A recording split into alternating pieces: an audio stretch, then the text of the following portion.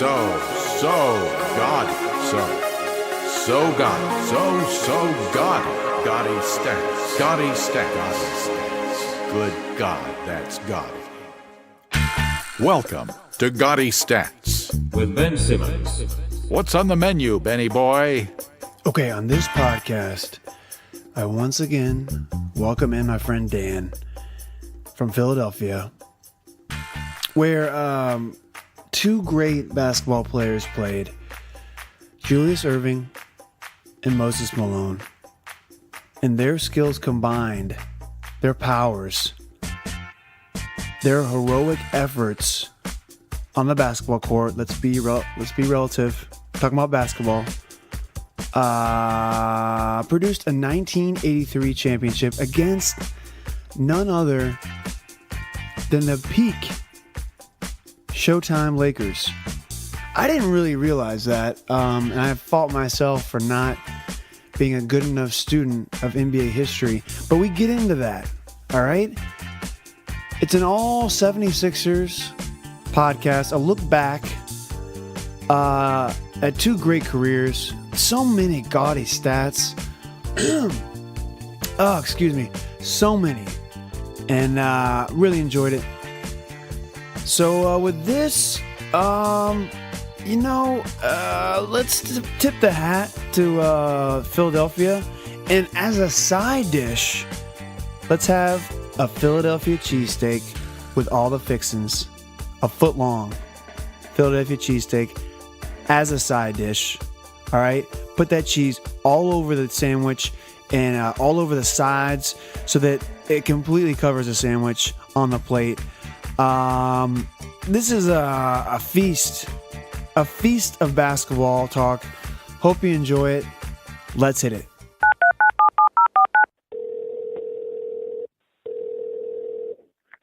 Hello. Daniel, how the hell are you? Doing pretty well, man. I'm in Philadelphia, the house that I grew up in. Yeah? I'm wearing sweatpants. So am I. That's a beautiful bit of serendipity right there. I'm wearing sweatpants right now. I'm wearing sweatpants, and really comfortable. I'm also wearing slippers, no socks. I'm wearing slippers with socks. Okay, well, it's that's what makes you the yin to my yang in this case, but so. Oh, Dan, I gotta say, I'm pretty excited about this pod. This is the player we're gonna talk about today, Dr. J, Julius. I feel like he's gotten lost in the pantheon of greats. I mean, for the old heads of basketball, he stands tall as a glistening god, a small forward who could score, rebound, block shots, lots of them. We'll get into that. Steals, lots of them. The man could just fill up a box score. And his ABA days, they were amazing and incredibly gaudy, as we'll get into. But it almost makes me a little sad because there are folks out there who are like, "Oh, that was ABA. They had a run and gun, they ran the score up, they were blah blah blah blah blah," and it just frustrates me. Similar to the Wilt chatter. If he played in today's game, he wouldn't be. But I just wish he had played in the NBA his whole career, so that all that chatter would just be gone. Because I'm looking at his stats right now. The first, let me see, he's played 5 seasons in the ABA, and he never averaged less than 10 he never averaged less than 10 rebounds. Yes, that was correct. And the rest, across the board, especially in 73-74, 2.3 steals, 2.4 blocks, 27 points, 10 rebounds, 5 assists. And that was kind of what he did his whole ABA career. So that's just a long-winded way of saying I'm excited. You are in Philadelphia. You're a 76ers fan. What does Dr. J mean to you as a Philadelphian? Well, you know, growing up here, I've actually heard numerous people say that they thought he was the greatest basketball player of all time, and they weren't saying the same thing about Wilt. So he's not really underappreciated in my circle, though. I won't lie. I've never really gone back and looked at his stats, and they are pretty eye-popping, especially those first 5 years in the ABA, 3 of which he won the MVP during, which should be pointed out. Ooh. So, and then the year he averaged 31.9, he somehow didn't win the MVP. But that's, he won the championship twice in the ABA as well. So, and I was talking to my dad a bit, and he was saying, you know, the ABA talent level wasn't as good as the NBA, but there were some great players in it. So you can't really discount those stats. You can take them with a grain of salt if you want. But thankfully, Julius was considered enough to still average 22 points a game in the NBA. So anyone who wanted to discount his ABA stats, you can still do that and make a pretty good case for him being one of the great box score fillers that ever lived. But Ben, you said you were excited about this, and I have a surprise for you. Oh, I love surprises. Okay, well, we're not just going to talk about Julius Erving, okay?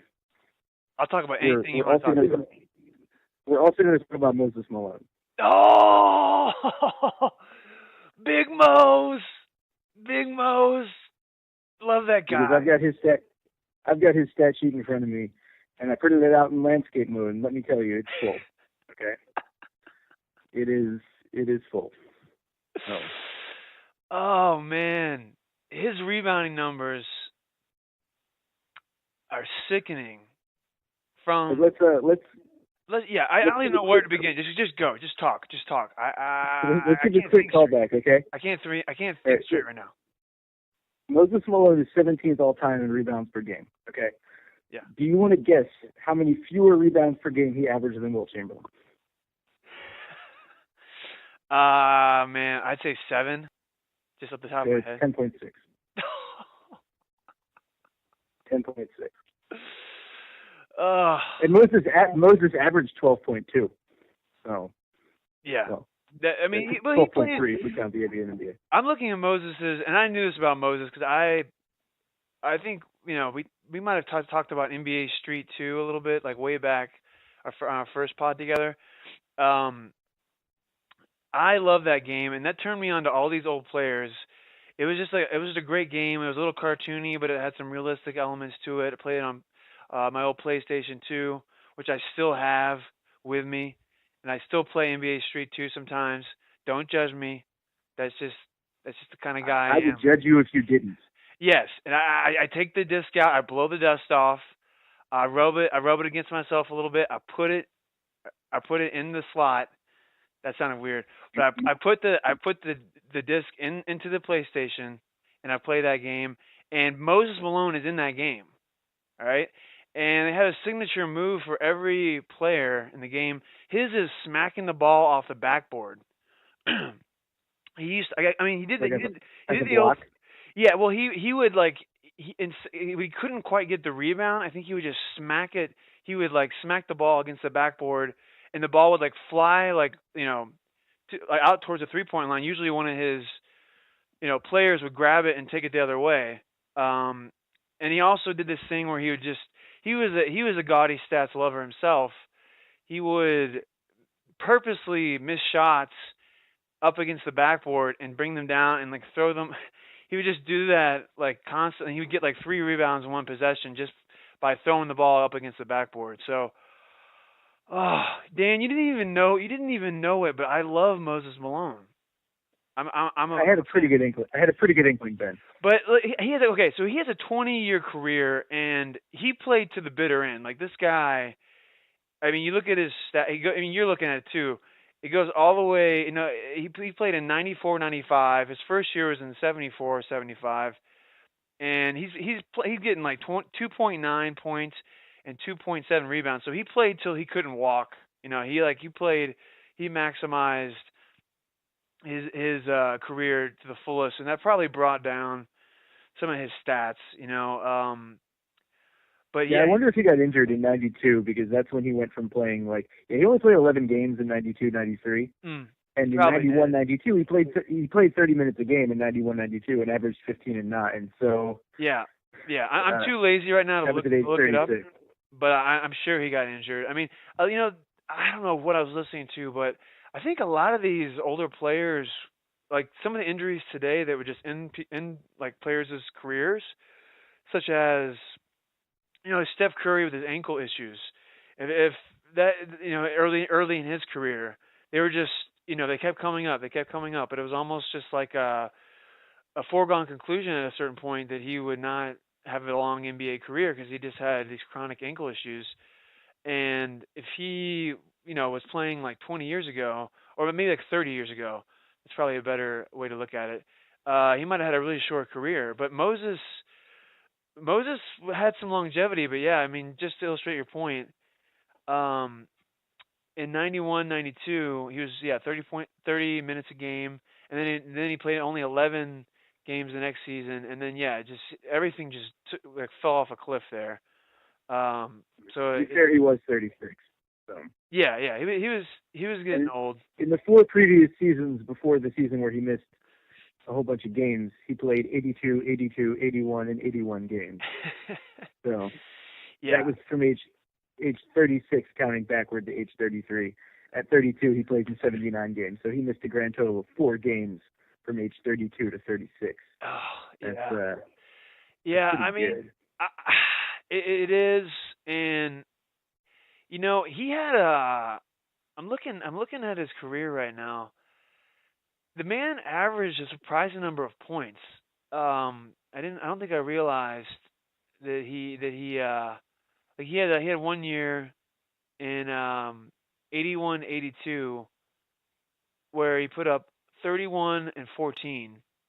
I mean, so it was his second MVP year. Yeah, he was just a beast down low, playing 42 minutes a game. Well, then when you're averaging 7 offensive rebounds a game and you're pretty tall, you're going to score a lot of points. So, it's true. So what are we going to do? You got to figure those 7 offensive rebounds probably translated to like 12 points. So yeah. He was. God, you're right. Look at these offensive rebounds. Oh my God. Yeah, he would get more offensive rebounds in a game than Brook Lopez would get just rebounds. Oh, it's so true. Brook Lopez as a fantasy basketball player, Brook Lopez just enrages you, especially when you watch him play. He's always on the perimeter, especially these days. Somebody fashioned him into a stretch 5, and he just rains threes now.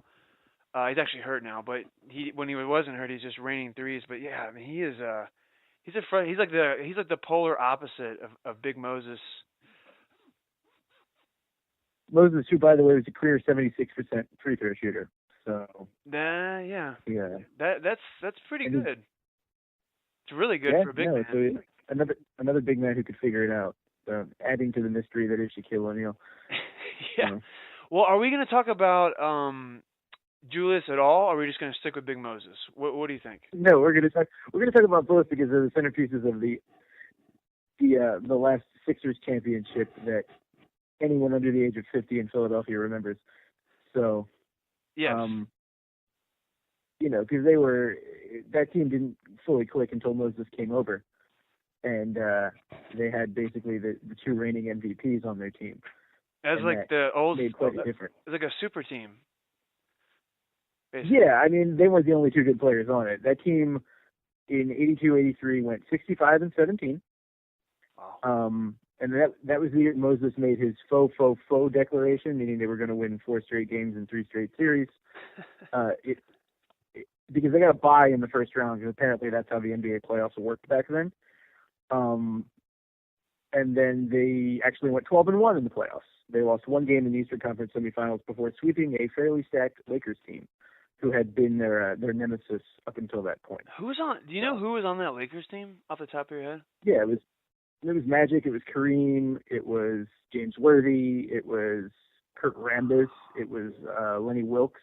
So yeah, they were stacked. Michael Cooper. I mean, we're talking about a team that won like 5 championships in the 80s. So that's like an underrated championship team, that Philadelphia team. I don't think they're really underrated. I mean, they're considered a top 10 team of all time by most people. So. Well, maybe you're right. I don't know. I think it's just with the recency bias of today. I just don't. I don't. Like when you think of the '80s, you think of Lakers and Celtics. I don't necessarily think of Right. 76ers, and that maybe that's just because they only won one. But Right. They're the team that kept losing in the Eastern Conference Finals or the NBA Finals, depending on how far they got. yeah. And that's the team that added Barkley the next year too, but still couldn't work it out. Wait, and so he was did drafted Dr. in J 84, and so they Barkley play together? They did, didn't they? They did. That's something I don't think I realized. Briefly. Dr. J retired in '87, so Yeah. there wasn't a huge overlap. But my father was telling me a story from an interview from Dr. J that when Barkley was a rookie in practice, Dr. J went and set a pick to attempt to block Barkley from getting to the man he was guarding, and said that he basically blacked out and woke up 3 rows into the stands and said, "Well, I won't be doing that again."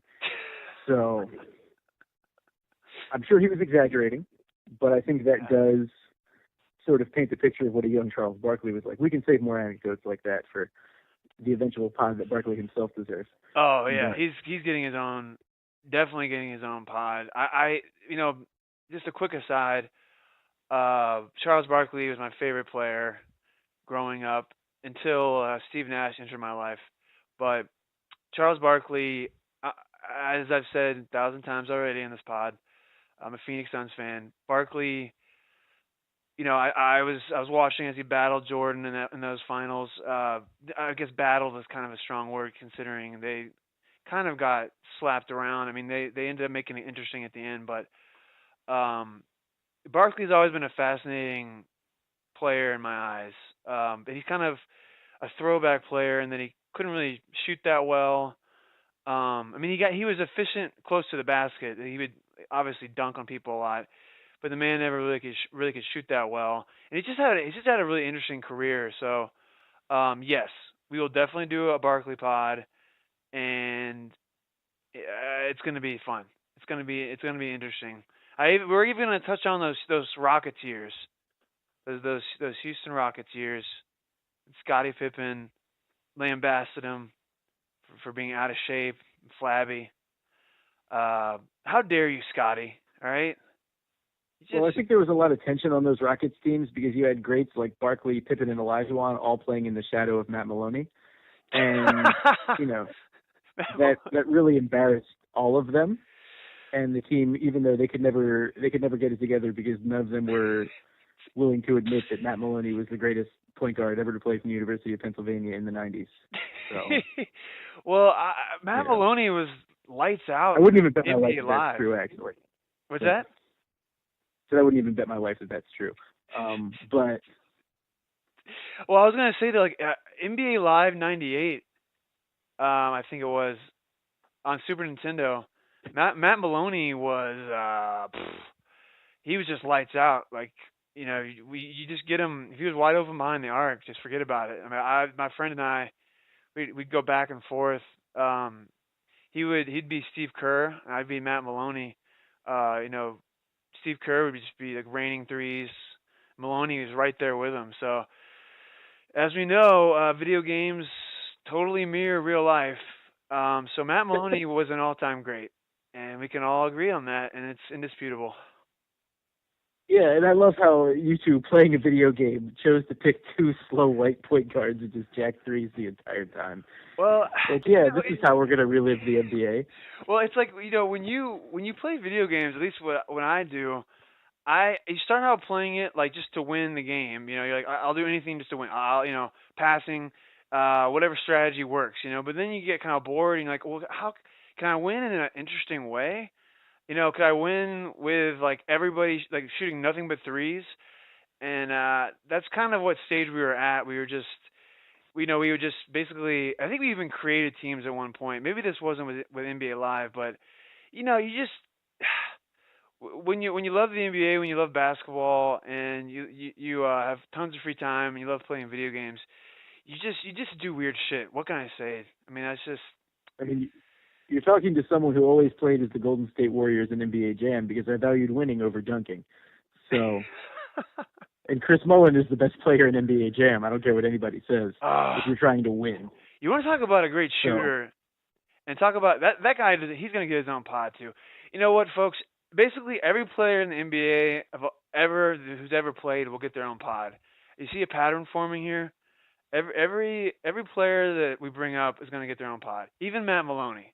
All right? Even Matt Maloney. No, I'm kidding. But no, Chris Malone. That pod will be 7 minutes long, and it will be a highlight of all of his greatest turnovers. Yeah, yeah, it'll be like 1 minute long. It'll be like Matt Maloney. His career high was 7 points, and yeah, he that's all. I'm pretty sure John Stockton ended his career in the playoffs at one point. Really? And I have a vague recollection of that happening. That they played in the playoffs, and spoiler alert: Matt Maloney not as good as John Stockton. Just couldn't hang. So, couldn't hang with the stock man. let's get back to our two men of the hour. Yeah, because now I'm looking at Chris Mullins' stats. We gotta get back. We gotta get back to. Yeah, I just have 2 sheets of paper in front of me, so I don't have to worry about that rabbit hole. Okay, yeah, that's smart. That's what I gotta start doing. I gotta start like locking myself in a room with just like, some printouts. That's what I'm gonna start doing. That sounds like a middle school activity with a very different purpose. All right. Well, you know what? How about this? Let's just start out by looking at Dr. J's ABA stats, and I'm gonna quickly just read his averages for the ABA off, and just so we can kind of give some raw gaudiness to what I mentioned at the beginning of the podcast. The man averaged 40 minutes a game. Okay. He took 22 shots. He shot 500 from the field. That's 50.4%. And he scored 28 points a game, 28.7, 12 rebounds, 4.8 assists, 2.4 steals, and 2 blocks. Okay? That's extremely gaudy. It's extremely, extremely gaudy. No other way to put it. I mean, he was 21 years old when he came into the ABA, and when the man left, he was 25. So and I think we should not gloss over, even before we get into the ABA stats, we shouldn't gloss over his greatest accomplishment, which is narrowly edging Marcus Camby as the greatest player from the University of Massachusetts. That's narrowly. Narrowly. Wow. Yeah. Narrow. Wow. No, I mean it's a wide. Are you a big Camby fan? I don't think I knew this.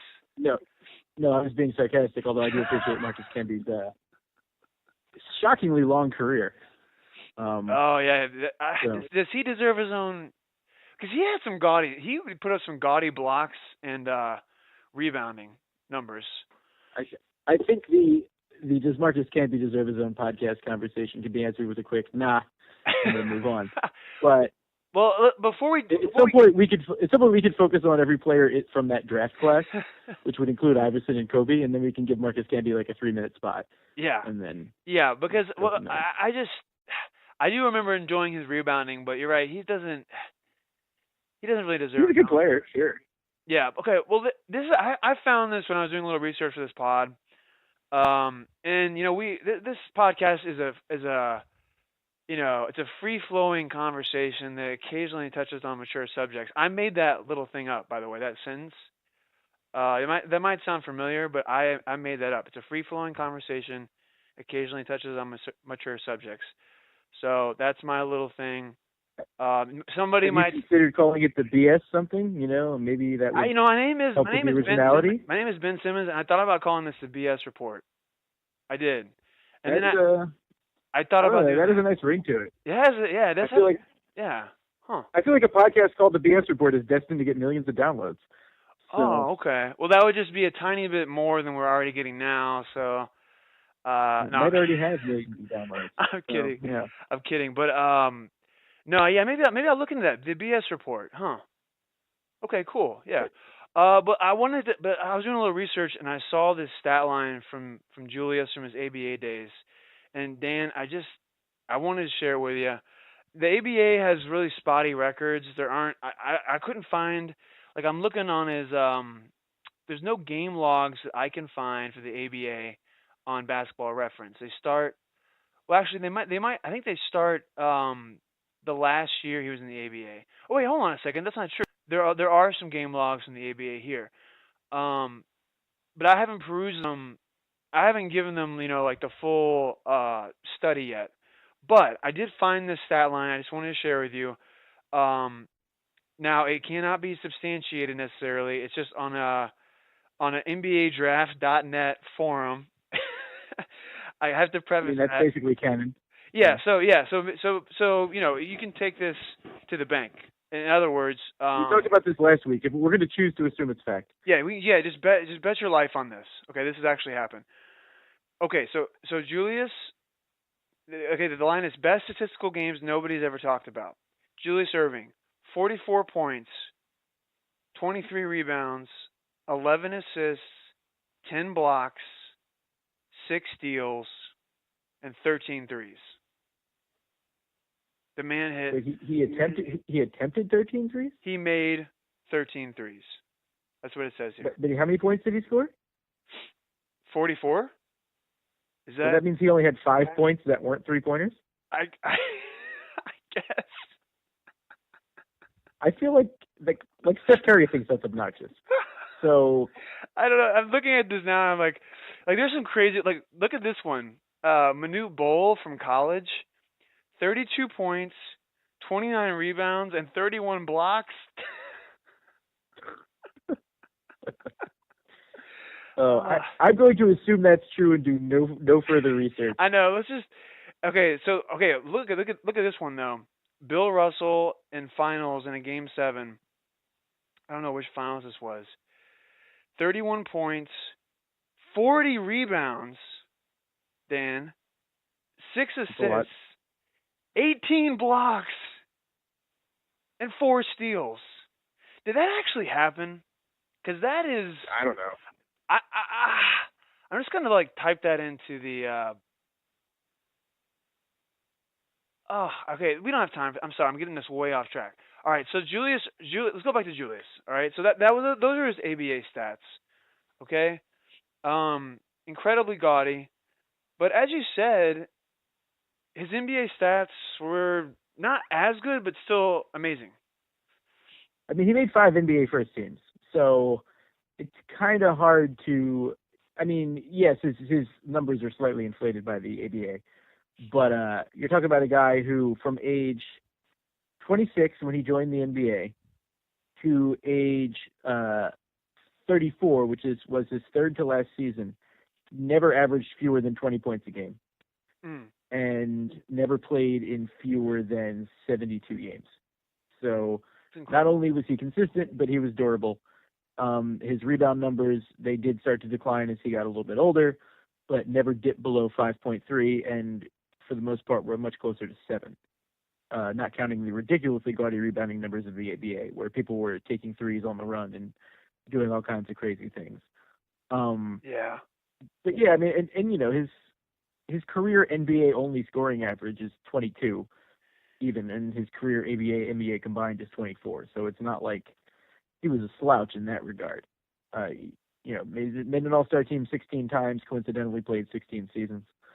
So the dude was about as consistent as they come. And his full name is Julius Winfield Erving II, which, I mean, if you're not destined for greatness with a name like that, I don't know what name does destine you for greatness. So. Yeah, this is true. It's a fantastic moniker, one of the best. And I'm looking at something else here that I wanted to share.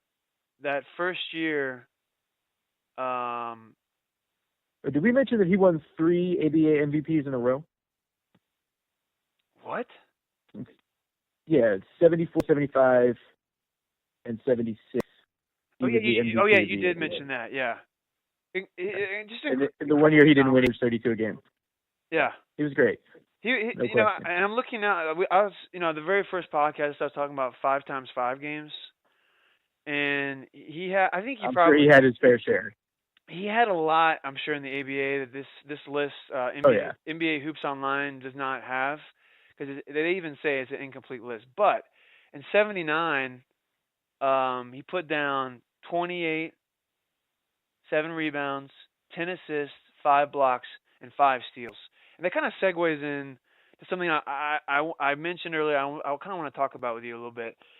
Just his defensive stats. I think he was maybe during his heyday, people recognized and knew and appreciated his defensive abilities. We're both a little too young, or a little, way too young, to kind of put that in perspective. But if you look down his just really beautiful career stats averages, the steals and blocks really jump out at me. I mean, it's like the man never less than one for either of them. I know, and he's a small forward, 6'7" small forward, and the man, he was getting like blocks. Like what? Okay, let's just go down the line here really fast. Philadelphia first year, 1.4, 1.3, 1.3, 1.8, 1.8, 1.7, 1.8, 1.8, 1.4, 1.1, 1.6. That's all blocks. The man was. I mean, he had huge arms. You know, we've all seen it. He has the tarantula, the praying mantis, whatever you want to call it. Those wingspan, bald eagle. Give me some more. What are some more metaphors? Tremendous wingspan. Tremendous wingspan. Yeah, he could swat them. I mean, he could swat those shots. I've also heard he was pretty good at jumping too. So yes. Oh yeah, have you heard that? Have you heard that he had a little hang time? Well, isn't there some commercial going around where he's like dunking at age 60? So it's I would not be surprised. But yeah, it's interesting to see because I don't know. I haven't delved into a lot of similarly like athletic small forwards like Connie Hawkins type. I'm gonna look him up really fast. He was, okay. Let's get something clear right now. He was not Dr. J. All right, he's not even close. But as a Suns fan, I at least have to like mention him because he was kind of like a soaring, kind of similar. He played small forward and power forward, but mainly small forward. He was 6'8". He played from 67 to 76, so he had a much shorter career. But he was big in his day, and he started off with a bang. I think he might have gotten hurt at some point. Similarly to Moses, his stats just kind of fell off a little bit. But he put up like one and one, like one steal, one block. But there were nothing like if you look at their stats, like okay, so he put up like one block when they were counting stats in 74, like one block, 0.4, 1.1, 0.5, and 0.6 when they did count the stats. So I think Dr. J is just kind of in a class by himself for that position in the blocks and the steals. Ben, I'm really looking forward to 6 months from now when you earnestly compare Sean Marion to LeBron James. That's going to be that's going to be great. And then, Antonio McDyess, you're going to be comparing to Tim Duncan. So, it's, well, hey, that's true. But can I just read? Larry Nance was as good as Karl Malone, I swear. I mean, maybe not exactly, but okay. So. Yeah, I'm looking at the first 2 years of Connie Hawkins' career in the ABA. Similarly, like just gaudy, disgusting stats. It makes me think that maybe every player to ever play in the ABA just put up like 30 and 10 and 5 every night. Well, I would be remiss if I didn't mention my father's classmate in high school, Larry Cannon, who played in the NBA, and that had some sort of a horrible condition that nobody has anymore derail his entire career. So shout out to Larry Cannon, Philadelphia legend. That sucks. I always hate hearing about that kind of stuff. It really sucks. Yeah, it was. I don't think it was life-threatening, but it definitely ended his career. Yeah. So. Well, I got something to say though about Sean Marion, because when I was looking at the greatest fantasy basketball player of all time. Yeah. Well, like in terms of counting, like if you're doing like field goal percentage, although he shot a good like regular field goal percentage, but he took so many threes in those Suns years.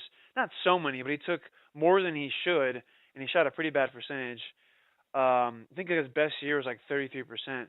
But he is in terms of steals and blocks, he was up there too for a small forward. let's quickly touch on him, and then we'll shift back over to I think we've touched on him enough right there. But like, yeah, okay, listener, if you're interested, The more we talk about him, the more I have to picture him, and he's one of the ugliest men who ever lived. So that ugly shot, that shot was like one of the ugliest things you'll ever see. Yes, the ugliness of his jumper was only eclipsed by the ugliness of his face. Man, so. Yeah, you're getting real personal, Sean. Sean Marion won me a fantasy championship in like 2001. I like the guy. All right, I'm just saying. Yeah, well, he's a Phoenix Suns. Not a legend, but he's well regarded. He's very well regarded in the Phoenix Suns Hall of Heroes, if that actually exists. But the man, he was right there with Dan Marley. There's gonna be a Dan Marley pod. Get ready for it, guys. No, I'm joking. We're not gonna go there. Oh man, we're so off the rails. But that's what this podcast is all about. We go on tangents. We get lost in the woods. But we're back on the trail. We're back on the trail with Julius right now. Since we're talking about blocks, I want to touch on his final stats in the year that he actually won the championship. Oh, please, let's do that. I had to look. This isn't terribly easy to find on Basketball Reference, but it was easy enough to find on Wikipedia because I wanted to look at his basketball stats. He averaged in the NBA Finals where they swept the Lakers in 4 games, 19 points a game, 8.5 rebounds, 5 assists, 1.3 steals, and 2.8 blocks per game in the NBA Finals. He was not the NBA Finals MVP. Man. Because our boy Moses averaged 25.8 points a game, 18 rebounds, 2 assists, 1.5 blocks, and 1.5 steals. So, wow. It was a good team. That was that's pretty awesome. I'm going into that year right now, and I'm looking at those games. Wait, is this 83? The 82-83 season, yes. 82-83. The finals that were played in 1983, yes. Oh, the last Philadelphia championship that occurred. For the first 25 years of my life, that was the last championship that had occurred, and it occurred like 1 year before my birth. And then the Phillies won in 2008. But yeah, it was. I always heard a lot about the '83 Sixers because they won 1 year before we were born. A group of 84 kids. So yeah. Well, man, I'm kind of jealous because growing up in Louisville, Kentucky, we didn't have a professional basketball team, and as you know, how about your Rick Pitino? Well, basically, I mean, the Cardinals were our pro team, like the U of L Cardinals and University of Kentucky Wildcats were our pro teams basically, and so all my friends would like one or the other. Like the people who lived in metropolitan Louisville would like the Cardinals, and the people who lived in the suburbs would like the Wildcats. Don't ask me why it divided it out like that, but it did. And you grew up in Philadelphia. You had the 76ers. Obviously, you weren't around when. I mean, you were like born. You were probably born that year, weren't you? Like when they won that championship. I was born in '84. So. Well, actually, if you want to get technical, Villanova beating Georgetown in the 1985 championship game was the first championship I was alive for. Which is a game that probably deserves its own podcast because Villanova missed a grand total of 2 shots in the second half. So. Yeah. Well, I'm not a huge college basketball guy, but I will make an obsession. I'll make an exception for that for you, Dan. But I probably will just consist of you just talking about it and me just being like, oh, okay, interesting. Oh, okay. Oh, because I don't know anything about college basketball. Except if you're talking about like, UNLV team with Larry Johnson and Greg Anthony and like or Leitner's Duke team. That's like the where my knowledge just ends completely. So. Well, that's all right. Well, hey, I appreciate it, but I'm looking at this game log of the finals against LA, and they swept the Lakers. They swept them. Yeah. The Philadelphia 76ers swept the Los Angeles Lakers with Kareem, with Magic, with Worthy. I mean, again, I feel like this is. I mean, this kind of speaks to the greatness of Moses.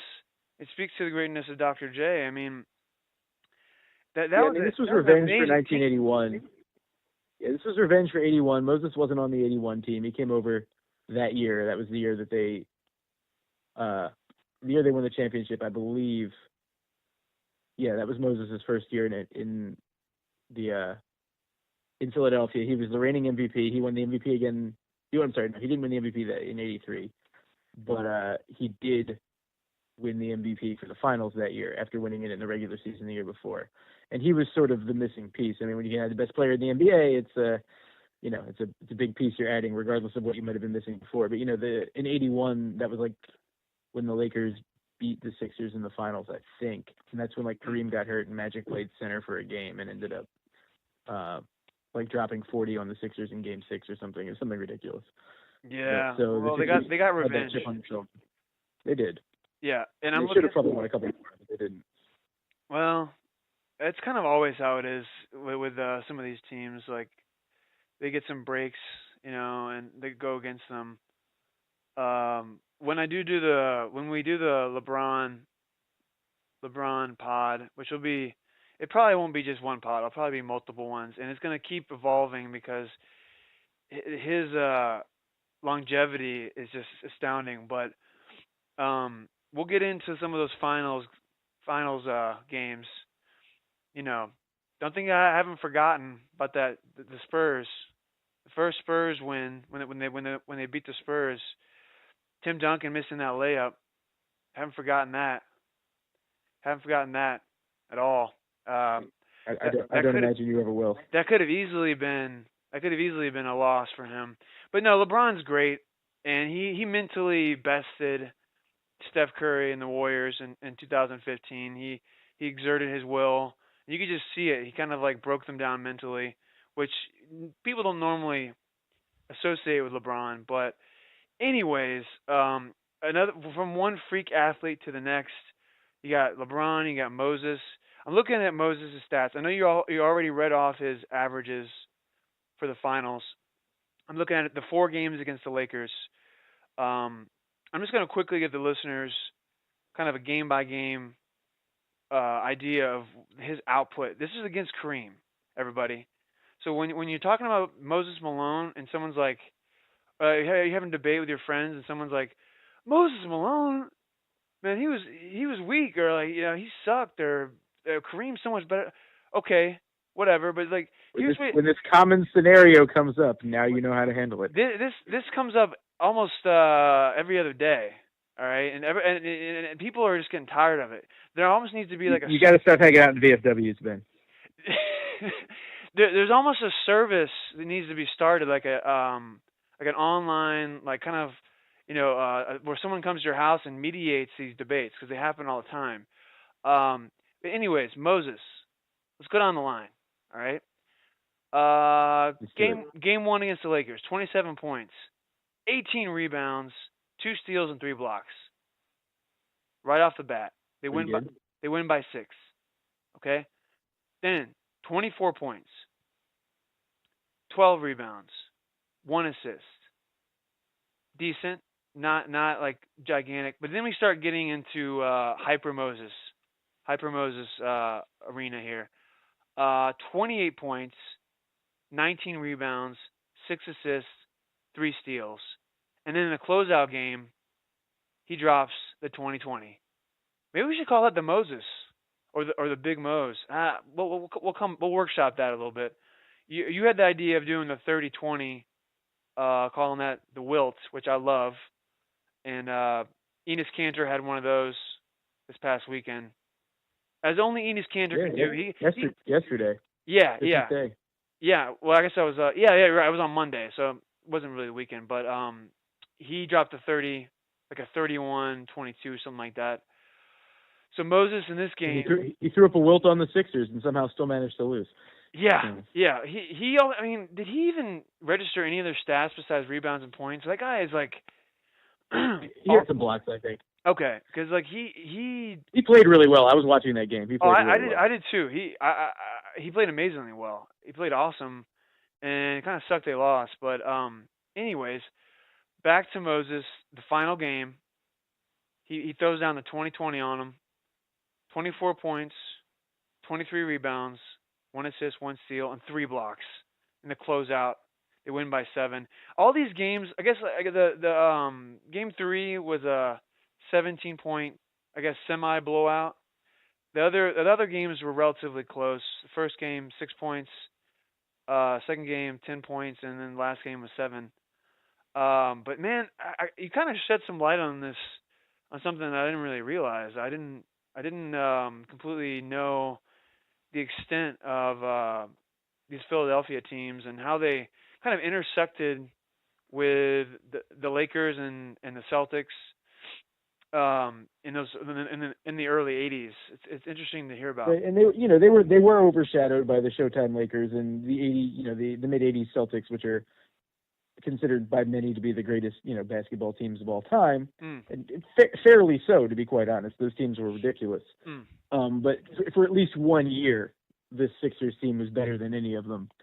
And then I guess the rest of the league sort of caught up. I mean, in '83, Doc was 32, and Moses was 27. Moses was at his absolute peak, but Doc was getting up there, and you're Yeah. talking about a guy who logged close to 1,000 basketball games already at that point. Yeah.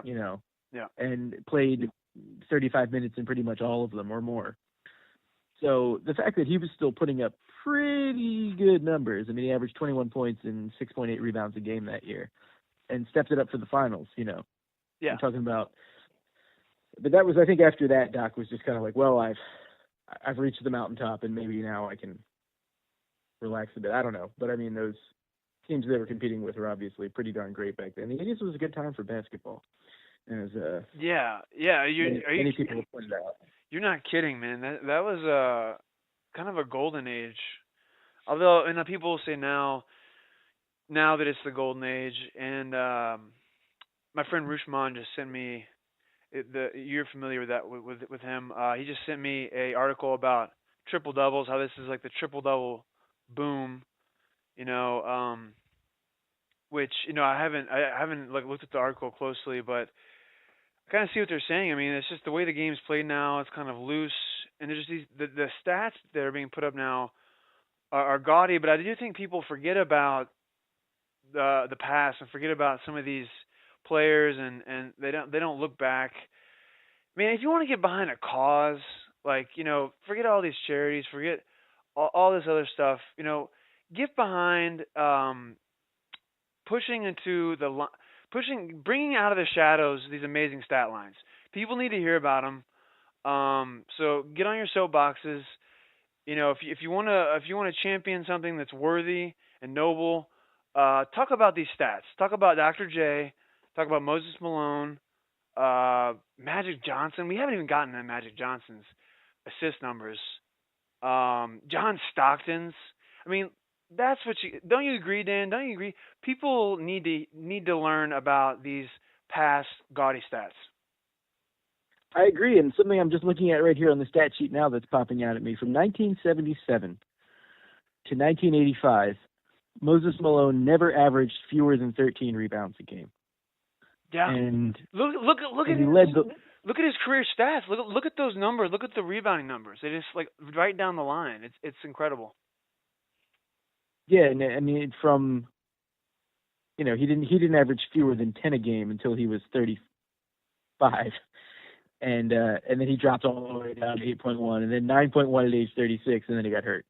Yeah. But and 5 years in a row he led the league in rebounds, and it's a beautiful thing. It's a beautiful thing. It's awesome. He was very, very good. That's why I wanted, when you said you wanted to do Dr. J, I was like, well, I got to spring Moses on him too, because Moses deserves equal recognition.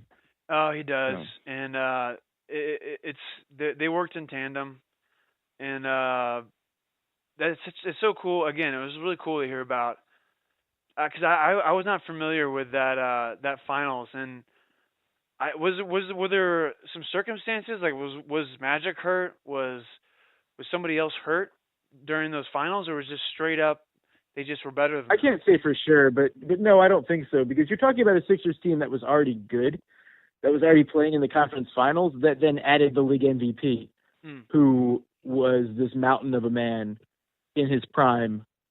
And Kareem wasn't young at that point. I mean, Kareem had to be in his early 30s by then, and still obviously very, very good.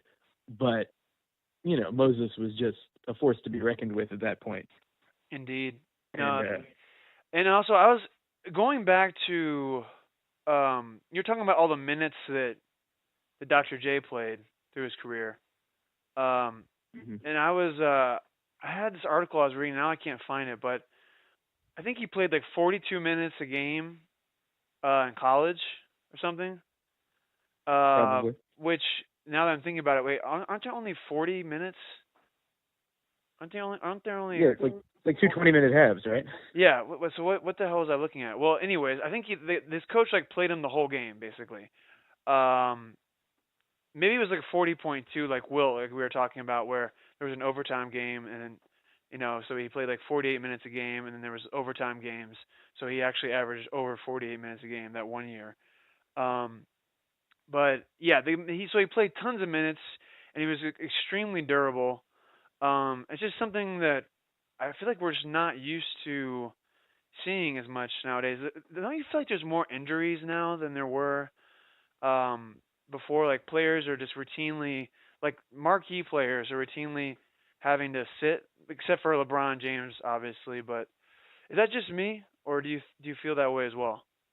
Well, I think that teams are more cautious with their star players now than they were back then. You know? Yeah. Because back then these guys were wearing like canvas chucks and smoking in the locker room at halftime, and it's like, what do you mean you tweaked your ankle? Get back out there. Yeah. And and then son of a revealed bitch. that you tore your Then it's revealed that you tore your Achilles tendon or something. So yeah. It's I mean, I think it's similar with pitching in baseball. I mean, guys used to throw 30 complete games a year, 100 years ago. It's just what they did. If you were a starting pitcher, you threw a complete game unless you got absolutely lit up. It didn't matter if you gave up 6 runs in 9 innings. You threw a complete game. That's what you did. And now nobody throws complete games. So somebody throws 2 complete games in a season. It's like, whoa, dude was really working it. So, I think it's similar in that regard. And I mean, do you still have players who would be capable of doing it? Of course, and you see it in the playoffs. LeBron doesn't come out in a close game, neither does Durant or anybody else like that. But I think just back then it was just like, well, why would they come out? They're our best players. Let's leave them in. And the idea of taking an entire fourth quarter off because you're up 17 was unheard of back then. Yeah. And now it just makes sense because you want to try to limit the overall workload over the years. And if you look at a guy like LeBron, who obviously is an alien and proof of further evolution, but I mean, it's working. LeBron is 4 months younger than I am, and needless to say, he's a bit more athletically capable. Just a bit. And yeah, but I mean, just what he's doing. Like, I sit on the floor with my students for like 3 minutes. Yeah. It's like, Jesus, man, I need a fucking bath with Epsom salts. And or like if I crouch to like catch for a pitcher at baseball practice for like, again, 3 minutes, I stand up and like my knees are creaky and it's like, oh God, it's like, I'm not 50, I'm 33, so. Oil those babies up. You gotta get a little oil and put it on those knees. Yeah, or whatever it is LeBron went to Europe to do 2 years ago. Maybe I need to do that. Yeah, you got to do that. You got to take two weeks off and go to Miami, Dan. And just no one knows where you are. You're in Miami for 2 weeks.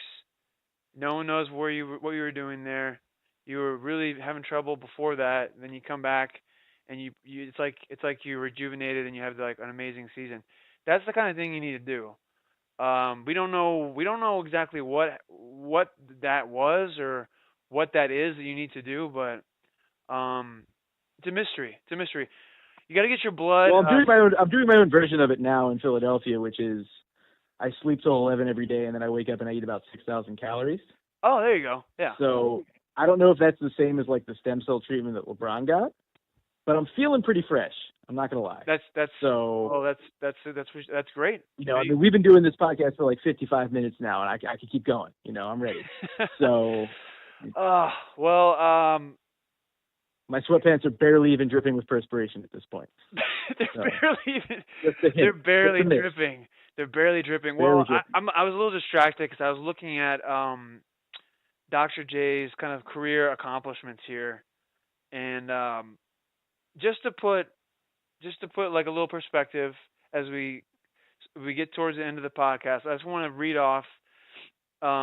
It's a little bit of a recap of what we've been talking about, but these are like his like all-star appearances, things like that. Okay, so all right, NBA champion, 1983, two times ABA champion, 74, 76. As you said, Mm. two times ABA playoff MVP, 74, 76. NBA most valuable player, 81. Three times ABA most valuable player, 74 through 76.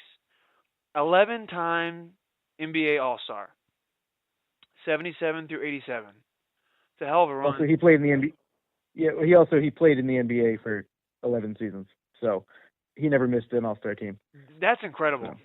So, He was just just so efficient in his accomplishments and stats. And he also was in the ABA All-Star game all 5 years. So he was an All-Star every year he was a professional. How many players can say that? There's a star next to his name for every single season. How in basketball. how is yeah. I mean, that's it's pretty amazing. And he was also the NBA All-Star Game MVP in 77, 83. More importantly, though, he was 5 times All NBA First Team. Mm-hmm. And 4-time ABA First Team, just for good measure. So. And that was in 78, and then 80 through 83. And yeah, like what you said, exactly what you said. That's the next thing on this list. He made the second team in 77 and 84. And he was, I was going to say ABA, all defensive first team. Did they play defense in the ABA?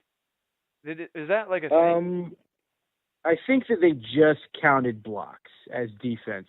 It was like, oh, you blocked how many shots? Okay. Yeah. Or like, the occasional steal when a guy was like going up for a dunk and he sort of lost control of it and it fell into your hands. Maybe that was like considered a steal in the ABA. And oh God. And so like that puts you on the all defensive team. I think. Man, these ABA. I'm not sure. They're just so gaudy. Oh man, I kind of wish I was alive. Yeah, I'm still mad at Will Ferrell for taking something as interesting as the ABA and making a movie as shitty as Semi-Pro. I know, me too, man. And you had Woody Harrelson, Andre 3000, and Will Ferrell and the ABA, and you still made a bad movie. And you have wasn't his writing partner Adam? Jesus, who did Anchorman? People are probably probably. I don't know. I mean, there was talent on board. What's his name? Will Arnett was there too. I mean, there were plenty of talented people in that movie. It just wasn't a good movie. But Adam McKay. He was part of that, wasn't he? The guy who probably. You're right, man. That was talk about a huge. That movie has its moments, but it's not good. I was so excited for that.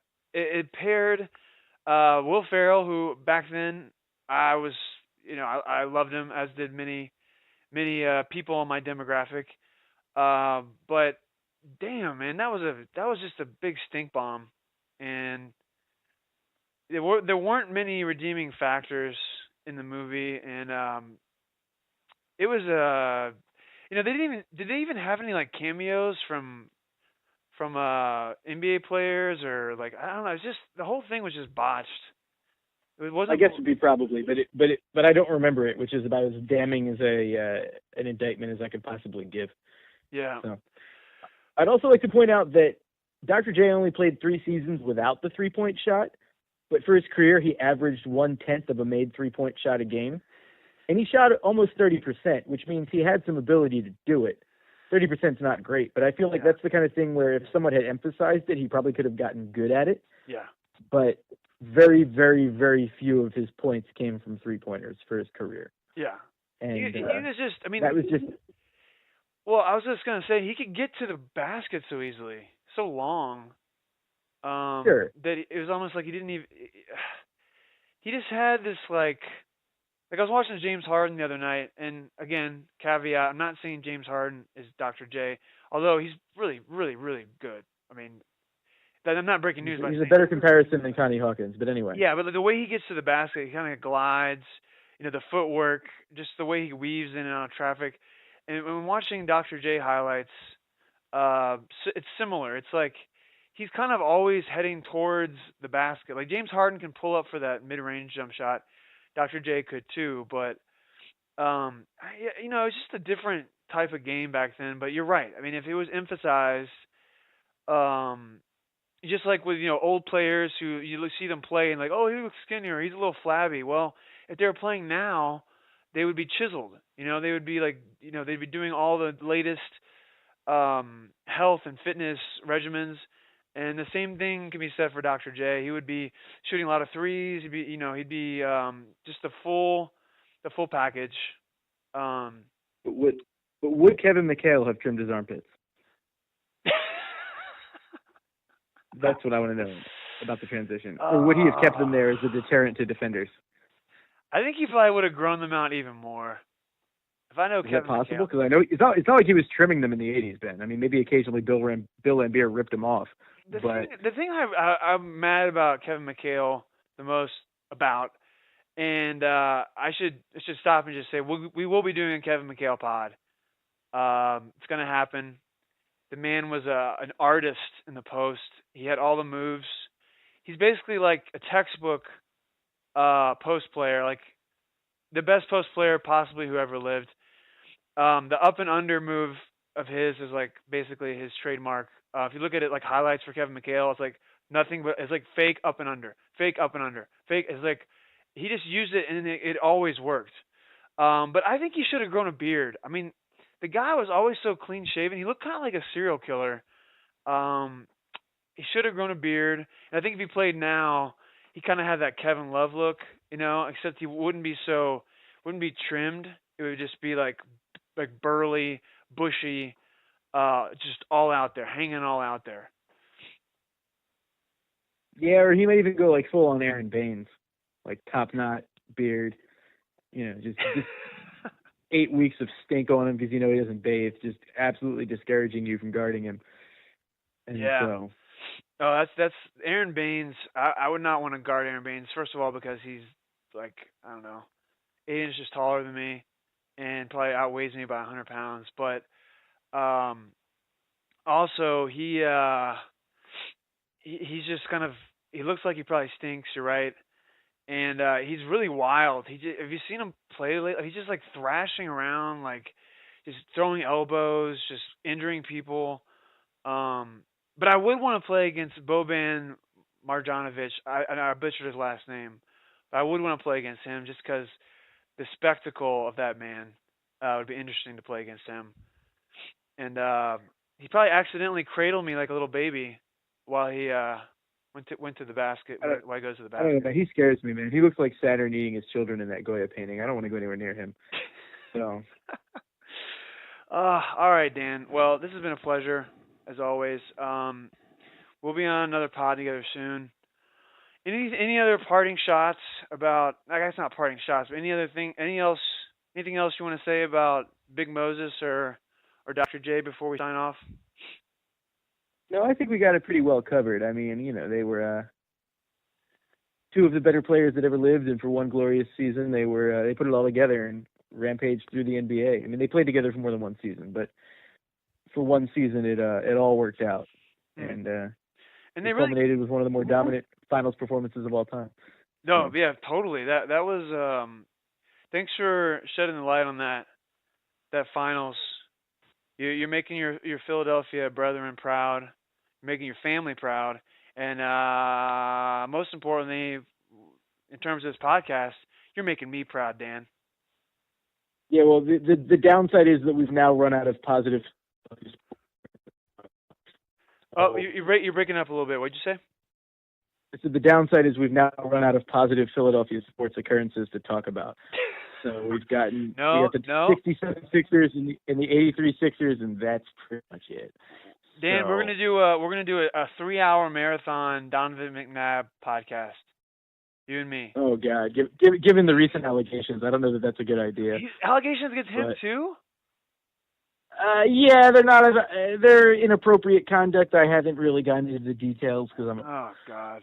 I'm afraid that they're not good. So he's part of the NFL Network kerfluffle, if you will. I don't mean to diminish the undoubtedly true claims of these women, but I think he got like mind fucked in the NFL. I think his and pardon that crass language, but I feel like he was changed from when he first came in the league until the end in a negative way. Excuse me, in a negative way. The lack of Super Bowls, the TO stuff, I don't know, man. Like he used to be a different guy. I've seen him on NFL Network. I've seen him. He's just like a kind of a negative, like always taking shots at other players, just like kind of mean spirited now. Maybe he was always that way, but yeah. One moment I remember is a few years ago. He was on some show with Skip Bayless. Oh no. Great barometer of human existence, Skip Bayless, who was talking about Tim Tebow, who was not on an NFL roster at the time, and he said, Tim Tebow is the most unfairly maligned quarterback in NFL history. And Donovan said, no, Skip, I am. And I was just like, oh, wow, he really carries this with him. And he's also probably not wrong, because Donovan McNabb was really, really good for a really long time. He was so good. He was so good. And the vast majority of Philadelphians did appreciate him, but there was a very vocal minority who made it clear that they were not fans. And I feel like there might have been a motivation that wasn't related to his football ability. I can't quite put my finger on what it is. Yeah, there could have been something. I mean, he did have a bit of a double chin. It might have been that. It might have been, I don't know. Philadelphia's a city full of very thin people. We like our athletes to represent us properly. Yeah. Did he have bad gas? Could it be the gas? No, we can relate to that. Hey, all the cheese steaks. All the cheese and, the steaks. I imagine it'll come to me later. Yeah. By the way, is there a food that, like, Philadelphia is known for that's not a cheesesteak? Because I feel like that's, like, all they get is a cheesesteak.